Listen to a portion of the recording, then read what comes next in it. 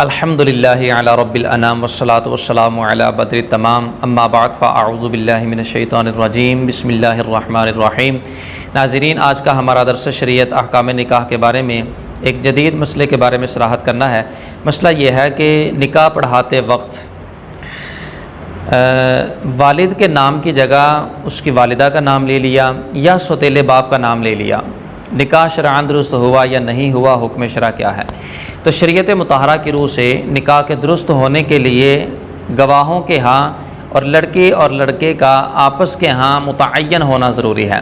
لڑکی کو پتہ ہونا چاہیے کہ میرا کس سے نکاح ہو رہا ہے، اسی طرح لڑکے کو بھی جو ہے وہ پتہ ہونا چاہیے کہ میرا کس سے نکاح ہو رہا ہے۔ گواہوں کو بھی پتہ ہونا چاہیے کہ کس لڑکی اور لڑکے کا آپس کے اندر نکاح ہو رہا ہے۔ اگر لڑکی اور لڑکا دونوں نابالغ ہیں تو پھر اولیاء کے ہاں دونوں کے تعین ہونا ضروری ہے کہ ہم کس بچی اور بچے کا نکاح آپس کے اندر کر رہے ہیں۔ تو بہرحال جو تعین ہے اس کی چند صورتیں ہیں۔ پہلی صورت تو یہ ہے کہ مجلس نکاح کے اندر لڑکی بھی موجود ہے اور لڑکا بھی موجود ہے، گواہان بھی موجود ہیں۔ اب لڑکی لڑکے کے ساتھ ایجاب کرتی ہے کہ میں نے اپنا نکاح تمہارے ساتھ کیا، کیا تم نے قبول کیا؟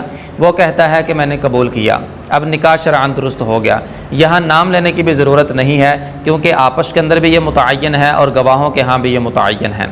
دوسری صورت یہ ہے کہ نکاح خواں جو بیچ میں وکیل ہے وہ نکاح پڑھاتا ہے، لیکن لڑکی اور لڑکا دونوں مجلس نکاح کے اندر موجود ہیں۔ وہ اجازت لیتا ہے لڑکی سے کہ میں آپ کا نکاح اس لڑکے کے ساتھ کرنا چاہتا ہوں، اشارہ کر کے کہتا ہے کہ اس لڑکے کے ساتھ کرنا چاہتا ہوں، کہ آپ کی طرف سے اجازت ہے؟ اسی طرح لڑکے کو مخاطب ہو کے کہتا ہے کہ میں نے آپ کا نکاح اس لڑکی کے ساتھ کر دیا، کہ آپ نے قبول کیا؟ تو ایسی صورت کے اندر بھی نکاح شرعاً بلا کراہت درست ہے، کیونکہ دونوں آپس کے اندر متعین ہیں، اشارے کے ساتھ بھی تعین حاصل ہو جاتی ہے۔ گواہوں کو بھی پتہ ہے کہ ان کا آپس میں نکاح ہو رہا ہے اور دونوں کو بھی آپس کے اندر کلیئر ہے کہ ہمارا آپس میں نکاح ہو رہا ہے، لہذا اس صورت کے اندر بھی نکاح شرعاً درست ہوگا۔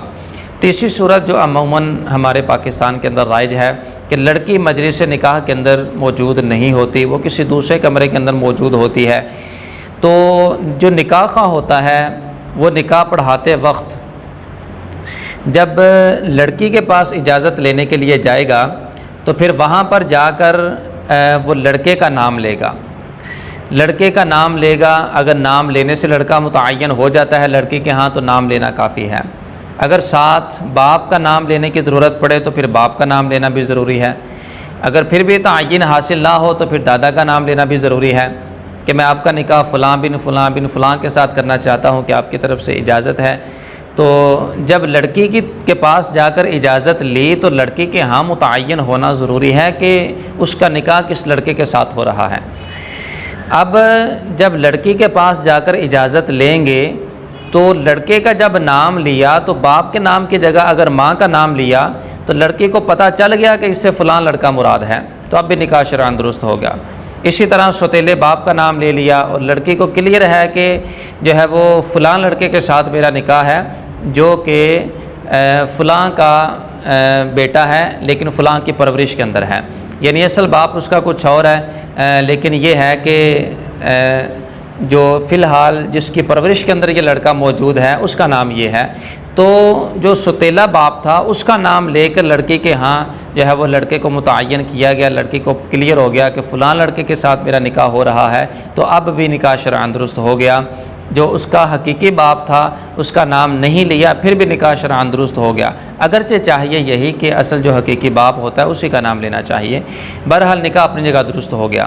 اسی طرح نکاح خواہ جب لڑکے کے پاس آ کر گواہوں کی موجودگی میں نکاح پڑھائے گا اور لڑکی کا نام لے گا، کیونکہ لڑکی مجلس نکاح کے اندر موجود نہیں ہے، تو وہاں پر آ کر وہ لڑکی کا نام لیتا ہے، گواہوں کو بھی پتہ چل جاتا ہے کہ فلاں لڑکی کا نکاح ہے، جو دولہا ہے اس کو بھی پتہ چل جاتا ہے کہ فلاں لڑکی کا نکاح ہے، تو پھر ایسی صورت کے اندر لڑکی کا نام لینے سے بھی نکاح درست ہو جائے گا۔